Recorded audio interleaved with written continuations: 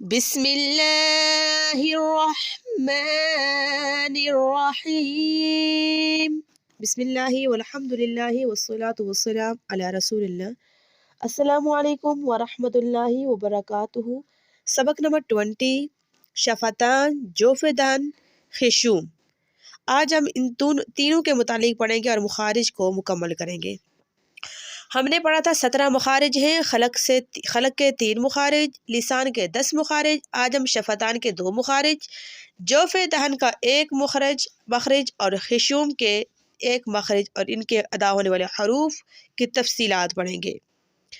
آج ہم مکمل کریں گے ان مخارج کے متعلق.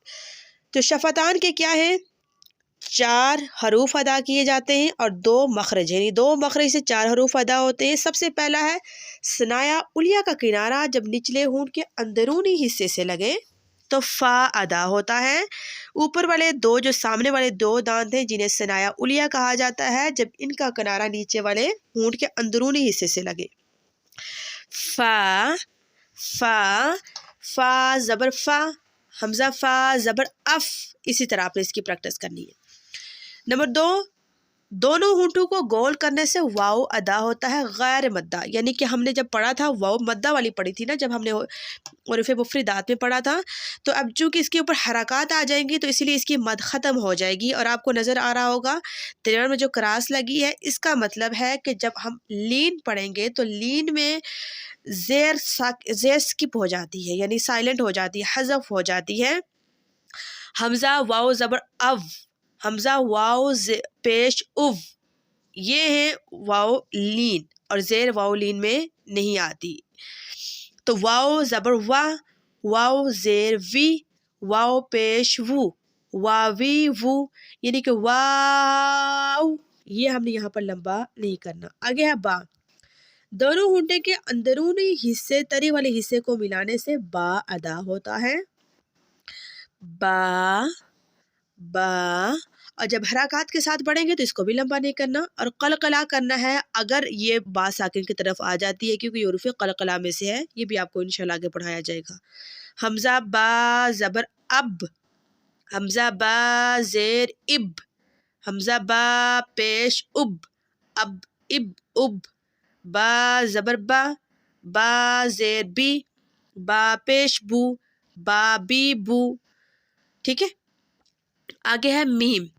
میم دونوں ہونٹوں کے بیرونی خشکی والے حصے کے ملانے سے میم ادا ہوتا ہے. میم. ویسے تو اس کو لمبا کرنا ہے جب ہم اس کو اکیلے پڑھیں گے حروف مفردات میں، لیکن جب اس کو حرکات کے ساتھ پڑھیں گے اس کو بالکل بھی لمبا نہیں کرنا.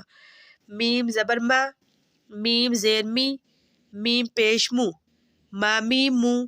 اور اپنے پیچھے پڑھا با دونوں ہونٹوں کے اندرونی حصے کے ملانے سے، اور یہ جو میم ہے یہ دونوں ہونٹوں کے بیرونی حصے کے ملانے سے. اب یہاں پر آ کے ہمارے کمپلیٹ ہو جاتے ہیں شفتان کے 4 حروف. کون کون سے تھے؟ فا، واو، با اور میم. آگے ہے جوف دہن. جوف کہتے ہیں خالی حصے کو، دہن کہتے ہیں منہ کو، اسی لیے اس کا نام ہے جوف دہن، یعنی خالی منہ کے خالی حصے سے ادا ہونے والے حروف. تو یہ کتنے ہیں؟ 3. الف مدہ، واو مدہ، یا مدہ. الف ساکن اس سے پہلے زبر ہو تو کیا ادا ہوتا ہے؟ الف مدہ. با الف زبر با، الف دیکھیں کوئی اس کے اوپر حرکہ نہیں، اس سے پہلے زبر ہے. واو ساکن اس سے پہلے پیش تو اسے کہا جاتا ہے واو مدہ. دیکھیں واو کے اوپر ساکن ہے اور اس سے پہلے با کے اوپر پیش ہے تو کیا ہو گیا؟ یہ واو مدہ. با واو پیش بو. آگے ہے یا. یا ساکن اس سے پہلے والے جو حروف اور حرف ہوگا اس کے نیچے زیر، تو یہ کیا ہوگا؟ یا مدہ. با یا زیر بی. اب یہ چیز آپ نے بہت اچھے سے سمجھنی ہے. الف ساکن ماقبل زبر، واو ساکن ماقبل پیش، یا ساکن ماقبل زیر. سب سے پہلے جو ہم نے پڑھا تھا الف کے متعلق، الف سے پہلے کسی حرف پر زبر ہے تو جیسے با، تو یہ ہے قولا. قا ادا کرتے وقت جو الف کی ساؤنڈ آئے گی وہ ہمارے منہ کے خالی حصے سے ادا ہوگی، کیونکہ یہ جوف دہن میں سے ہے. قالا آپ خود نوٹ کر لیں، قالا الف جو ہے خالی حصے سے ادا ہو رہا ہے منہ کے. ٹھیک ہے. آگے جو دوسرا تھا واو کفرو. اب دیکھیں آپ کہہ رہے ہوں گے کہ پیش کہتے وقت ہمارے جو ہونٹوں کی یہ شیپ آگے کی طرف جاتی ہے آواز، تو پیش کی آواز آگے کیوں جاتی ہے، ٹھیک ہے، اور ہونٹ گول ہوتے ہیں، لیکن واو رو رو وو کی جو ساؤنڈ ہے نا وو کی، یہ آپ کے خالی حصے سے ہی ادا ہو رہی ہے۔ آگے ہے عالمین، تو یہ دیکھیں یا ساکن ہے، اس سے پہلے میم کے نیچے کیا ہے، زیر ہے، تو یہ ہو گیا یا مدہ عالمین۔ دیکھیں یا کی جو ساؤنڈ ادا ہوگی وہ منہ کے خالی حصے سے ادا ہوگی، کیونکہ یہ کیا ہے، یا لین ہے اور یہ حروف مدہ میں سے ہے۔ اب یہ تینوں بھی ہو گئے، الف واو اور یا۔ آگے ہم نے خشوم، خشوم کہتے ہیں ناک کے بانسے کو، یعنی جو غنہ ہوتا ہے اس کی آواز جب ناک کے بانسے کی طرف جاتی ہے تو اسے کہا جاتا ہے خشوم۔ خشوم ناک کا بانسا، یعنی ناک میں آواز کو ٹھہرانا۔ تو جب بھی نون مشدد ہوگا یا میم مشدد، جو ڈبلیو کا سائن ہے چھوٹا تھا، یہ دیکھیں اسے کہتے ہیں شد، مشدد۔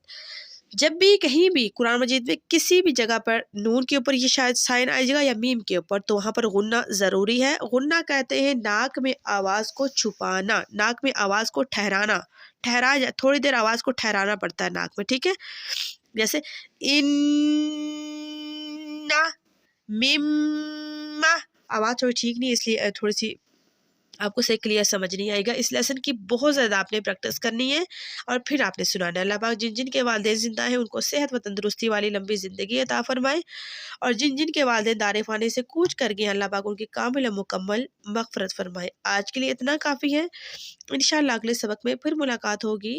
دعا کرتے ہیں ربی زدنا علما۔ والسلام علیکم ورحمۃ اللہ وبرکاتہ۔